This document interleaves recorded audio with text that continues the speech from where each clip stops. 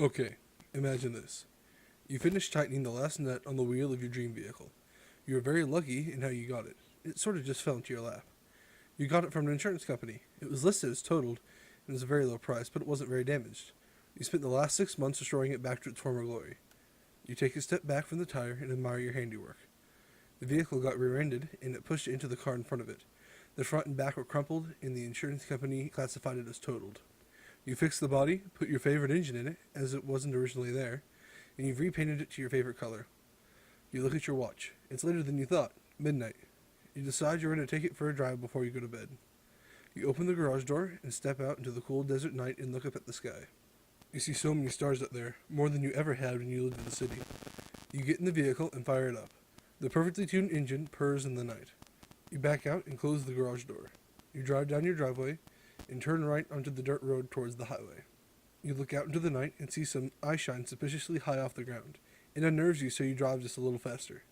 You see the stop sign in front of you, and you slow down and turn left onto the highway. You reach down and turn on the CD player you installed. You turn on your favorite driving album, lean back in the seat, and slowly accelerate, feeling the smooth ride and the hum of the engine as you go faster and faster into the night. You see something ahead of you alongside the road. You slow down as you get closer and pull off just in front of it. You remember the eye shine as you get out, so you pull out a tire iron from underneath the seat and you get out of the vehicle. You walk up to what appears to be an ancient and ornate chest. There's no lock, so you open it. You see dozens of vials and jars full of liquid and body parts from various animals. You also see a worn, leatherback tome with some strange runic symbols on it. In the lid of the chest, you see an old, lovely revolver, but not in any way you've ever seen it before.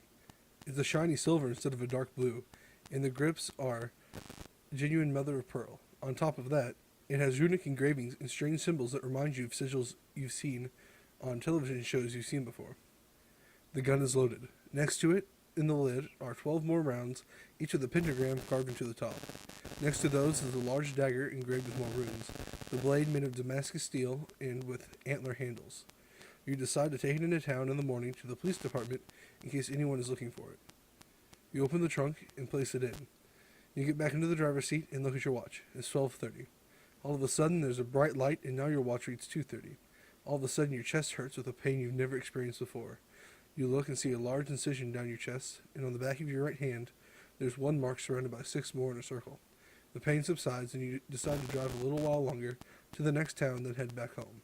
You turn on a podcast about conspiracies and odd things and encounters and drive for a while. The episode you're listening to ends as you reach the next town. You look in the rearview mirror, and 2 stars suddenly zoom off. You pull into a 24-hour gas station to fill your vehicle, and you go inside and get a cola and use the restroom. As you walk back to your car and climb in, you notice the pistol from the chest is in the passenger seat, as well as the 12 extra rounds. You think to yourself that's odd, but you need to get home. You try to start the vehicle, but it won't turn over. You look up from the dashboard and notice a hooded figure standing in front of your car.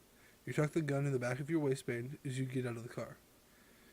You ask the figure if there's anything you can do to help them. The figure pulls the hood back. Standing in front of you is the most disfigured and frightening man you've ever seen. He has black eyes and teeth. He snarls, pulls out a sword, and hisses, "Return the chest or die." Without thinking, you pull the Webley out and fire it straight at his chest. He tries to lunge at you, but he's stuck in place. You jump back into your car. Suddenly it starts, and you throw it into reverse and tear out of the parking lot, driving it as fast as you can towards home. The brand new engine is screaming as you hit the open road. The light of the dawn is slowly illuminating mountains in the distance. There are no mountains in this area. You look behind you. More mountains. Something's wrong. You look into the rearview mirror. The motorcycle is getting closer and closer. You think that it must be the man from the gas station. You reach down and flip the first of 2 switches you installed in the vehicle. You turn on a supercharger you mounted to the engine. You start to pull away from the motorcycle. Your relief is short-lived as the motorcycle starts gaining on you again. You pull the revolver back out. The motorcycle pulls up alongside you. It's the man from the gas station. You point the gun at his head this time and fire. He freezes in midair, and the motorcycle speeds along without him. You bump it with your vehicle, and it falls over. You reach down and flip the other switch. It turns on a nitrous oxide system you installed, and the engine screams as you go faster and faster into the night. You slow down and you see a white church appear. You decide to stop and take refuge, if that really is a demon. You stop, hop out, and get the trunk from the back, and you head inside the church. It looks old and run down. There are runes and sigils covering the walls, and you think this is obviously the headquarters to a cult. You look out a window in the back of the church, and you see 6 fresh graves and 1 unfilled hole. You realize that they were the ones that summoned the demon. The ritual must have killed 6 of them, and the 7th must have tried to escape with the trunk, but was possessed by the demon before he could. You decide to look for any way to destroy the demon and escape. You start reading through the tome that was in the chest. It tells of a way to summon demons and then destroy them. Once you summon the demon, you have to use the revolver and the knife. You have to shoot the demon in 5 places to completely immobilize him: the head, both hands, and feet. Then you have to run his heart through with a knife, similar to the vampire stories you read when you were younger. You place the tome back in the chest and pull out the knife. You reload the revolver and you sit and wait. As the surroundings are getting brighter, you hear heavy footsteps approaching the church. The door swings open and the demon steps in. You raise the revolver and say very resolutely, "This ends now." The demon throws his head back and lets loose a deep, disturbing laugh. You cock the gun and shoot him. He hisses, "You think that will stop me?" Then you shoot his hand, then the other, then his foot. The demon starts to look worried. You shoot the last spot and he tries to move, but he can't. In an effort to appear unworried, he points out that you don't have the knife. He falls silent as you pull it out of your boot and twirl it in your hand. He starts to try and beg as you run towards him with the knife raised, and with a hearty shout you plunge it through his chest.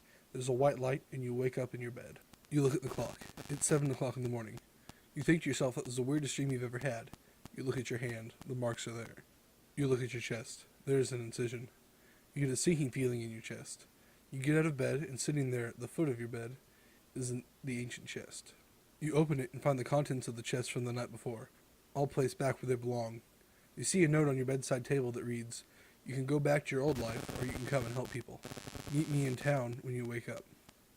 You decide you want to help people. You go to your closet to retrieve your old riding gear from when you rode a motorcycle. An old brown leather jacket, a khaki captain shirt, reinforced jeans, and an old pair of brown riding boots. You find some extra things, like a holster for the revolver and a sheath for the knife. You put them on your belt and you head down to your garage. You get in your vehicle, which somehow showed up back in your garage. You back out of the garage and drive into town.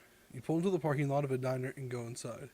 You order your usual breakfast and sit and wait. After about a minute or two, a man in a black leather jacket and jeans walks up to you. He asks if that's your vehicle outside. You say yes, and he replies with that he's very impressed and asks if he can take a seat. You say he can, and you ask, "So, did you leave the note?" He says yes, he did, and he's impressed with your work. He asks if you've ever done that before. You tell him the story of why you were out there the night before. He doesn't quite believe that you were abducted, but you unbutton your shirt and show him the scar. He says that he believes you now, and asks if you'd like a chance to help people. You say, "Of course, that's why you're here after all." He says he can teach you, but you have to come with him and go to his compound.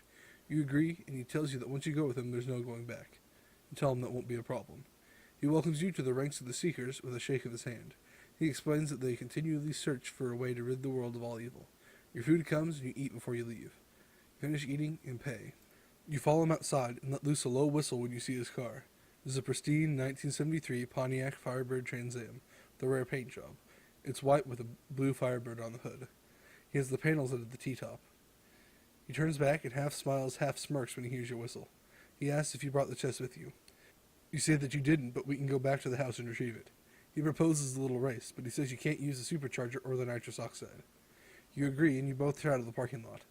He pulls ahead about a mile away from your house, but that lead is short as he overshoots the turnoff onto the dirt road. He has to slow down as he's not used to dirt. You pull into your driveway and notice a familiar motorcycle in front of the house. You stop, get out, and pull out the gun from the holster. The other man finally pulls up and notices your gun out. You run over to him and tell him it's the motorcycle from the night before. He volunteers to go in and sweep the house. You tell him that you'll be in right behind him.